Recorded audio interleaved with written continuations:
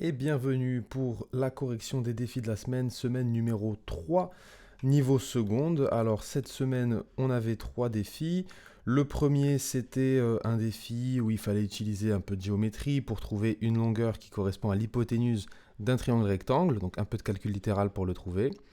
Ensuite, il fallait déterminer une surface, donc là pareil, un peu de calcul littéral dans cette figure géométrique pour déterminer les dimensions de cette figure et pouvoir en déterminer l'aire. Ensuite, défi numéro 3, une équation à résoudre avec, eh bien, on le verra, les quantités conjuguées à manipuler et notre inconnu x au dénominateur d'une fraction. Et je vous propose de démarrer tout de suite avec le défi numéro 1. Pour le défi numéro 1, notre objectif c'est donc de déterminer grand L, la longueur de l'hypoténuse AC du triangle ABC. Donc je vous ai mis au brouillon les deux points très importants qui vont nous permettre d'aboutir à la conclusion. Premièrement, c'est que l'aire du triangle ABC c'est 30 mètres carrés et ABC c'est un triangle rectangle en B. Comment on va pouvoir exploiter ces deux informations? Eh bien, on va dire que, étant donné qu'on a l'aire de ABC qui vaut 30 mètres carrés et ABC est un triangle rectangle en B, alors on peut conclure que l'aire de ABC, par définition de l'aire d'un triangle rectangle, c'est donc ici AB fois BC divisé par 2. Voilà qui est noté. Et maintenant, comme l'aire de ABC, ça vaut à la fois cette chose-là et cette chose-là, on peut dire que ces quantités sont donc égales. Voilà qui est fait. Petite précision, quand on met les unités par exemple pour préciser que l'air c'est en mètres carrés, ça c'est bien quand on parle uniquement de l'air et on dit quelle est sa valeur. Par contre, quand on va manipuler ces nombres et ces valeurs dans une équation ou une égalité, on ne met pas les unités. Je me suis permis d'appeler cette égalité-là pour dire que cette égalité est équivalente à une autre égalité. Cette fois-ci, je vais juste remplacer AB et BC par leurs longueurs qui me sont données dans l'énoncé, donc x-2 et x plus 2. On a donc comme égalité x-2 facteur de x plus 2 sur 2 égale 30. Et là, vous vous dites peut-être, mais on est en train de parler d'un x qu'on n'a pas défini. Eh bien, vous avez tout à fait raison, il faudrait quand même définir ce x. Donc j'ai rajouté cette petite phrase en en-tête, soit x appartenant à un certain ensemble. À vous de jouer, à votre avis, quel peut être l'ensemble de définition pour x, tel que tout ce qu'on est en train de faire a du sens. Eh bien, étant donné qu'on a des longueurs, x-2 et x plus 2, il faut que la valeur de x fasse en sorte que x-2 et x plus 2 soient des nombres positifs, puisqu'une longueur ne peut pas être négative. Eh bien, en l'occurrence, si on prend un x plus grand que 2, normalement, toutes nos longueurs auront du sens. Autrement dit, x doit appartenir à l'intervalle 2 plus l'infini. Comme ça, hein, si x vaut 2, eh bien AB ça vaut 2 moins 2, donc 0. Bon, une longueur égale à 0, c'est pas très intéressant. On peut donc se dire qu'on va exclure la valeur 2, histoire qu'on ait uniquement des longueurs strictement positives. Donc j'exclus bien, hein, hop. Voilà, mais ça c'est par souci comment dire, c'est par souci de cohérence. En l'occurrence, on aurait pu inclure 2, il n'y aurait pas eu de souci majeur. On va donc manipuler cette petite équation. Alors, de deux choses l'une. Déjà, on a une fraction dont le dénominateur est 2, avec l'inconnu au numérateur, et c'est égal à une constante. Eh bien, première chose, on va multiplier par 2 nos deux membres de l'équation pour obtenir cette équation-ci, x moins 2 facteur de x plus 2 égale 2 fois 30. Maintenant, la deuxième chose, je reconnais ma troisième identité remarquable, petit rappel sur l'ardoise. Ma troisième identité remarquable me dit que a moins b facteur de a plus b, c'est a carré moins b carré. Et bien ici, j'ai x moins 2 facteur de x plus 2. Ceci vaut donc x carré moins 2 carré qui me donne 4. Et tout ceci doit être égal à 2 fois 30, donc 60. Génial, maintenant on peut aller un petit peu plus vite. X carré moins 4 vaut 60, donc si j'ajoute 4 à mes deux membres de l'égalité, j'obtiens x carré qui vaut 64. Ça va me permettre de conclure. Une équation de type x carré égale un nombre positif a deux solutions dans les réels, mais comme ici x doit être positif, puisque ça représente une longueur, et en plus d'être positif, il doit être plus grand que 2, eh bien la seule solution possible, c'est 8 pour x. Et on a donc trouvé notre x. On n'a pas tout à fait fini parce que la question nous demandait grand L. Et bien pour trouver la longueur de l'hypoténuse quand on connaît la longueur des deux autres côtés, on fait appel au théorème de Pythagore qui nous dit que c carré égale a carré plus b carré. Bon ça c'est super, mais il faut quand même mettre du sens si on a retenu cette égalité. C représente l'hypoténuse qui doit être donc au carré, et A carré plus B carré, c'est donc le carré des deux autres côtés. Donc, ou plutôt la somme des carrés des deux autres côtés. Donc je vous propose, maintenant qu'on a retenu cette égalité, de utiliser cette égalité dans notre contexte. Donc l'hypoténuse, c'est AC, qui au carré doit être égal à AB, l'un des deux autres côtés au carré, plus l'autre côté BC au carré. Ok, génial. On va faire appel à ce théorème. Donc on n'oublie pas de rédiger, d'après le théorème de Pythagore, comme ABC est rectangle en B, pourquoi je précise en quel sommet il est rectangle? Comme ça je suis sûr de ne pas faire d'erreur sur l'hypoténuse. L'hypoténuse, c'est le seul côté qui ne contient pas le sommet en lequel le triangle est rectangle. Autrement dit, si je suis rectangle en B, l'hypoténuse c'est donc AC. Et je peux donc écrire que AC carré c'est AB carré plus BC carré. Et ceci c'est bien ce qu'on avait trouvé au brouillon. Maintenant on va remplacer tout ça par les valeurs qu'on connaît. Voilà qui est fait, AC c'est grand L, AB c'est x-2 et BC c'est x plus 2. Alors, on pourrait être tenté de développer cette expression-là, de la manipuler, de la réduire, etc. Bon, en fait, pas besoin. Souvenez-vous plutôt, on a trouvé la valeur de x. En effet, petit flashback, x égale 8. On peut donc dire que L au carré vaut 8 moins 2 au carré plus 8 plus 2 au carré. Calculons ceci, ça me fait 6 au carré plus 10 au carré. 10 au carré, ça va me donner 100, auquel je rajoute 6 au carré, 36. Autrement dit, 136. Super, on a trouvé L carré, on a presque terminé, on veut trouver L. Eh bien, si L carré vaut 136, on peut conclure que L vaut la racine de 136. Pourquoi ça ne peut pas être égal à moins racine de 136? Car L est une longueur. On peut le préciser, car L est une longueur. Pourquoi cet argument est important? Ça nous permet de conclure, donc, elle est positive. Donc, L est strictement plus grand que 0. Strictement plus grand ou égal, bon, une longueur nulle, comme c'est un cas très peu intéressant, c'est pas très grave si on l'exclut. C'est presque terminé, il faut se demander si on ne peut pas simplifier l'écriture de cette racine-là. Alors pour ce faire, je vous propose d'utiliser la décomposition en produit de facteur premier de 136. Voilà qui est fait sur l'ardoise, donc vous connaissez peut-être cette méthode pour décomposer en produit de facteur premier. 136, c'est le nombre que je veux décomposer. En le divisant par 2 qui est premier, j'obtiens 68. Je peux rediviser par 2 qui est premier, j'obtiens 34. Je peux rediviser par 2 qui est premier, j'obtiens 17. Je ne peux plus diviser 17 par 2, ni par 3, ni par tous les nombres premiers jusqu'à 17, qui lui est premier. Et ensuite, j'obtiens un reste de 1. Enfin, un reste, pardon. J'obtiens comme résultat de 17 divisé par 17, 1. Donc, j'arrête ma décomposition et le résultat de ma décomposition, c'est le produit de tous ces nombres-là. Autrement dit, 136 égale donc 2 fois 2 fois 2 fois 17, que je peux réécrire avec les puissances. 2 puissance 3 fois 17. Donc, j'ai continué sur notre copie. J'ai écrit que donc L, c'était la racine de 2 fois 2 fois 2 fois 17, que j'ai réécrit racine de 2 carré fois 2 fois 17. Pourquoi je n'ai pas écrit 2 au cube? Pour faire apparaître ce carré-là. Pourquoi il est important? Parce qu'on sait que la racine d'un produit, c'est le produit des racines. Donc je peux dire que ceci, c'est la racine de 2 au carré fois la racine de 2 fois 17. Pourquoi c'est utile? Parce que racine de 2 au carré, je sais que ça vaut l'entier 2. Et ensuite, racine de 34. Donc maintenant, j'ai écrit plus simplement racine de 136 en disant que c'est égal à 2 fois racine de 34. Ça, je ne peux plus simplifier l'écriture, je vais m'arrêter là et donc conclure que L vaut 2 racine de 34. Défi numéro 2, alors il s'agissait de déterminer cette fois-ci la surface verte, et pour ceci, on allait avoir besoin d'introduire deux inconnus. J'explique. Donc sur notre figure, les informations qu'on a sont les suivantes. Cette aire ici vaut 25 cm², cette aire ici vaut 32 cm², cette longueur-là vaut 9 cm et cette longueur-là vaut 8 cm. J'ai volontairement fait une figure qui ne ressemble pas tout à fait à celle de l'énoncé. Pourquoi? Car en réalité, si vous vous disiez qu'il manquait du codage et de l'information dans l'énoncé, vous aviez raison. Ici, il faut absolument préciser que la figure principale est un rectangle, et ça, le codage en soi ne nous l'affirme pas. Donc on va rajouter quelques petits éléments. Je propose donc de rajouter un certain cadre dans cet énoncé, de placer des points A, B, C et D, de dire que la figure ABCD est un rectangle, et de préciser aussi que ces deux côtés-là sont égaux grâce à ce codage, et de préciser qu'on a la perpendicularité ici. Pourquoi? Un petit peu de géométrie de collège. Si les deux côtés ici sont opposés pour la figure en vert, Ils sont opposés de même longueur et en plus parallèles, puisque perpendiculaires à une même troisième droite. Alors cette figure-là en vert, c'est un parallélogramme qui comporte un angle droit, donc c'est un rectangle. On ne peut pas dire que c'est un carré, on n'a aucune certitude sur ce côté-là par rapport à ces deux côtés-là.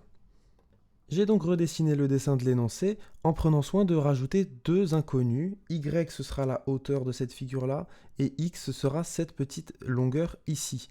Pourquoi ce sont les seuls inconnus dont on a besoin? Parce qu'on a ce codage-là. Tous les côtés orange sont donc égaux ici à Y. Les deux côtés bleu ciel ici sont égaux à X. Et on sait que toute cette longueur-là vaut 8 cm et toute cette longueur-là vaut 9 cm. Donc à partir de là, on va pouvoir manipuler. Et si vous vous demandez, mais en fait, il y a plus d'inconnus que ça. Par exemple, ça, on ne sait pas ce que c'est. Oui, certes, cette longueur-là, elle est inconnue. Par contre, je peux l'exprimer en fonction de X, en disant que c'est 9 moins X. Donc pas besoin d'introduire une nouvelle variable. Pareil ici, ce petit côté-là, je peux dire que c'est 8 moins X. Donc comme je peux l'exprimer en fonction de X, pas besoin de rajouter une troisième inconnue. On va utiliser maintenant une formule classique de géométrie qui nous donne l'aire d'un rectangle. Et la formule, c'est la suivante. L'aire d'un rectangle, c'est longueur fois largeur. Eh bien, on va voir comment on peut traduire les informations de l'énoncé avec des égalités. Voilà les deux informations qui surgissent. 8 moins x fois y, c'est égal à 25. Et 9 moins x fois y, c'est égal à 32. Si vous ne comprenez pas d'où viennent ces égalités, elles viennent d'ici. Y fois cette longueur-là, ça doit me donner donc l'aire de ce rectangle, donc 25 cm². Cette longueur-là, on vient de dire qu'on peut l'exprimer en fonction de x, c'est 8, cette longueur-là, moins x. Il faut que je retire ceci. Donc, au final, 8 moins x fois y doit me donner 25. Même raisonnement ici pour trouver que 9 moins x fois y doit me donner 32. On a alors ce qu'on appelle un système d'équations. On a deux équations. La première s'appelle 1, la deuxième s'appelle 2, assez logiquement. Première ligne, deuxième ligne. Et on a deux inconnus, x et y. Eh bien, on va manipuler ces deux équations pour en obtenir une qui va nous permettre de trouver la valeur d'une des deux inconnues.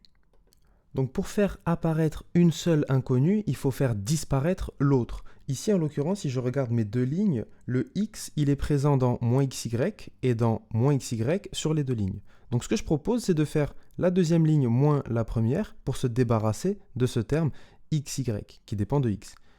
Je vous le réécris pour bien détailler. J'ai d'abord écrit maintenant la deuxième ligne, puis la première. 9y moins xy égale 32. 8y moins xy égale 25. Maintenant, si je soustrais la première ligne à la deuxième, on va le faire terme par terme. 9y moins 8y, il va ne rester qu'un seul y. Moins xy moins xy. Ça devient moins xy plus xy, autrement dit 0, ça s'annule. Et 32 moins 25, il va me rester 7. Donc vous voyez, en effectuant l'opération deuxième ligne moins la première, on obtient l'équation y égale 7. Donc en fait, c'est même plus une équation, c'est la valeur de y, on l'a trouvée. Maintenant qu'on a trouvé la valeur de l'une des deux inconnues, la valeur de l'autre inconnue va découler d'une des deux équations qu'on avait. Donc par exemple, pour trouver la valeur de x, on peut utiliser la première des équations. Donc la première des équations, 8y moins xy égale 25, c'est équivalent, maintenant qu'on sait qu'y égale 7, à 8 fois 7 moins 7x, x fois 7, j'ai écrit 7x, égale 25. Ça revient à dire, accrochez-vous bien, on va faire deux manipulations en une seule étape. 8 fois 7, on va le laisser ici, donc on va laisser 56. Moins 7x, pour le faire, entre guillemets, gros guillemets, passer à droite, on doit faire l'opération plus 7x dans les deux membres. Donc plus 7x ici, ça va nous donner 0. Et par contre, à droite, il va nous rester donc plus 7x. Et ce 25, pour le faire passer à gauche, entre énormes guillemets, on doit faire moins 25 dans les deux membres de notre équation. 25 moins 25, ça va donner 0. Et ici, moins 25, donc 56 moins 25. On obtient donc que 31 égale 7x et il reste une dernière étape pour dire que donc x égale 31 sur 7. Et donc on peut conclure que l'aire de la surface verte vaut 31 cm². Comment on trouve ce 31 cm² avec l'unité? En ayant fait le calcul x fois y. Pourquoi? Parce que si on regarde notre figure, au final, le calcul de l'aire de la surface verte, ce n'est rien d'autre que le produit de x et de y. En effet, si on revient un petit peu en arrière, ici on a x, ici on a y, donc cette aire en vert, c'est juste x fois y. le produit de x et de y que j'ai mis ici entre pointillés, puisque c'est un calcul qu'on peut faire au brouillon ou à côté, on trouve que xy c'est 31 sur 7 fois 7, donc 31. Donc ça me permet de conclure en français, donc l'aire de la surface verte vaut 31 cm². On a donc trouvé la réponse, l'aire ici c'est 31 cm². Alors, on pourrait s'arrêter là et passer à l'exercice suivant si on est en interro, etc. On pourrait aussi vérifier la cohérence de notre résultat. Souvenez-vous, après la résolution de notre système d'équations, nous avions trouvé que y était égal à 7 et x 31 sur 7. Eh bien, on peut vérifier que ces deux résultats sont cohérents avec les aires données dans l'énoncé. Je m'explique, on peut vérifier que y, la valeur qu'on a trouvée, donc 7 fois 8 moins x, donc 8 moins 31 sur 7, me donne bien 25. De même, je peux vérifier que 9 moins x, donc juste ce côté-là, fois y, me donne bien 32 avec ces deux valeurs-là. Autrement dit, il faut vérifier que 8 moins 31 sur 7 fois 7 doit me donner 25, et 9 moins 31 sur 7 fois 7 doit me donner 32. Ça, c'est un petit calcul fractionnaire, je vous propose de le faire dans un petit instant. Voilà pour le premier calcul, 8 moins 31 sur 7 fois 7, on va détailler un petit peu. On met au même dénominateur ici, ça nous fait 56 moins 31 sur 7, le tout fois 7. Donc le dénominateur sur 7 et fois 7, on va pouvoir dire que c'est comme multiplié par 1. Donc ça nous fait 25 sur 7 fois 7. Autrement dit, il ne reste que 25. C'est cohérent avec l'énoncé. Le deuxième, je vous propose de le faire ensemble en détaillant les étapes si vous n'êtes pas très à l'aise avec les fractions.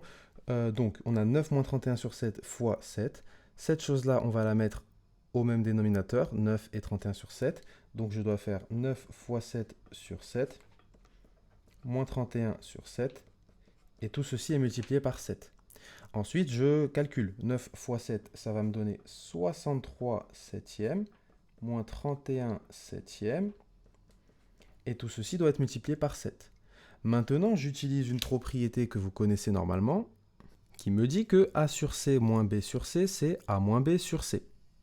On peut donc écrire 63 moins 21 sur 7, le tout fois 7. Attention, j'ai mis 21, c'est 31. Attention à ne pas mal se relire.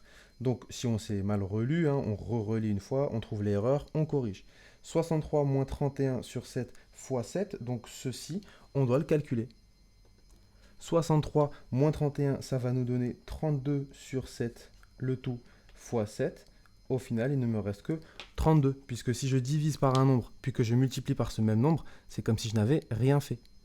Autrement dit, A sur B fois B, c'est rien d'autre que A. Et donc on trouve bien 32 qui est le résultat cohérent avec l'énoncé. Donc on a vérifié la cohérence de notre résultat. Défi numéro 3, il fallait résoudre une équation, l'équation suivante, 2 sur 4 plus racine de 2 égale 4 moins racine de 2 sur x. Donc l'inconnu c'est x et elle est au dénominateur. Donc l'énoncé aurait dû préciser quand même dans quel ensemble on va résoudre cette équation dans R étoile, puisque x ne peut pas valoir 0. Donc on va déjà commencer par noter ça. Alors, plusieurs façons de l'écrire. On va par exemple écrire, on cherche à résoudre l'équation E, 2 sur 4 plus racine de 2 égale 4 moins racine de 2 sur x, dans R étoile, qu'on peut aussi écrire dans R privé de 0, qu'on peut aussi écrire dans l'intervalle, l'union d'intervalle plutôt, moins l'infini 0 exclu, union 0 exclu, plus l'infini. Bon, l'écriture la plus simple ici en l'occurrence c'est R étoile. Ensuite, si on regarde l'équation, on voit qu'on a du 4 plus racine de 2 au dénominateur, du 4 moins racine de 2 au numérateur ici, et on sait très bien, on a vu dans le cours que diviser par quelque chose qui dépend d'une racine, quelque chose avec un radical, eh bien on n'aime pas trop, on va faire en sorte de se débarrasser de cette racine au dénominateur en utilisant l'expression conjuguée. Donc je rappelle, l'expression conjuguée de A plus racine de B par exemple, ce sera A moins racine de B, et inversement. L'expression conjuguée de A moins racine de B, ce sera A plus racine de B. Quelques exemples. Imaginez que vous ayez par exemple la fraction 1 sur racine de 2. Et bien là, pour se débarrasser du radical au dénominateur, on oublie même l'expression conjuguée, on va juste multiplier par racine de 2 sur racine de 2. Pourquoi? Parce que racine de 2 sur racine de 2, ça fait 1, puisqu'une fraction dont le numérateur et le dénominateur sont égaux, ça donne toujours 1.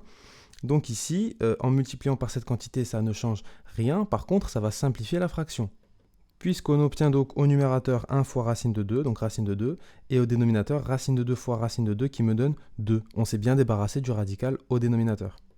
Pour les exemples suivants, c'est le même principe. Cette fois-ci, on va utiliser la quantité conjuguée. 1 sur 3 moins racine de 2, je veux me débarrasser de la racine au dénominateur.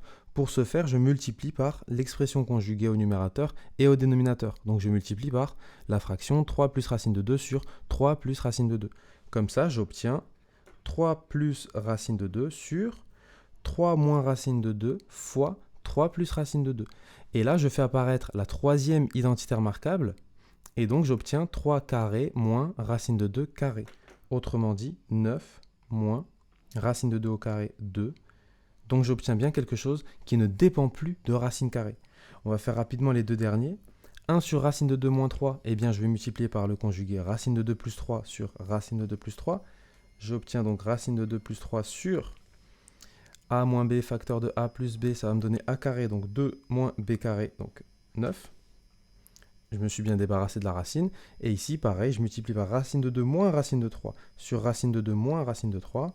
J'obtiens racine de 2 moins racine de 3 sur racine de 2 fois racine de 2, donc a carré 2, moins b carré, racine de 3 au carré, 3. Et voilà comment on va manipuler l'expression conjuguée. Alors, donc avant de poursuivre, petit rappel, qu'est-ce qu'on peut faire déjà quand on a une égalité entre deux fractions ? Normalement, quelque chose que vous avez déjà vu et qui doit vous sauter aux yeux ici. Peut-être qu'en ayant rajouté ces couleurs, ça vous saute un peu plus rapidement aux yeux. Voilà ce qui devait apparaître sous vos yeux, c'est cette fameuse égalité des produits en croix. Ici, si on a l'égalité de ces deux fractions, on a donc en orange 2 fois x qui doit être égal à l'autre produit, 4 plus racine de 2 fois 4 moins racine de 2. Donc là, voilà l'égalité des produits en croix. 2 fois x égale 4 plus racine de 2 fois 4 moins racine de 2. Et maintenant, on va juste développer tout ce qu'on a. On a la troisième identité remarquable. Souvenez-vous, hein, c'est ce qu'on avait obtenu quand on multiplie par l'expression conjuguée. Ici, c'était au dénominateur. Donc ici, 4 plus racine de 2 fois 4 moins racine de 2. J'ai bien a plus b fois a moins b. J'ai donc 4a au carré moins b au carré. Et ici, si on simplifie, ça nous donne 2x égale 16 moins 2.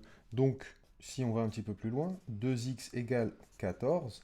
Et si 2x égale 14, eh bien, si 2 CD coûtent 14 €, un seul CD coûte la moitié de 14 €. Autrement dit, en divisant par 2 à gauche et à droite, j'obtiens x égale 14,5, à savoir x égale 7. Et on a donc résolu notre équation. Ça termine le défi numéro 3. La seule solution de l'équation, on peut le noter quand même ici, donc S, c'est le singleton 7. Alors singleton, qu'est-ce que ça veut dire? C'est un ensemble mathématique qui ne contient qu'un élément. Autrement dit ici, comme cet ensemble-là, il ne contient que le nombre 7, eh bien c'est ce qu'on appelle un singleton. La solution de l'équation, c'est donc 7.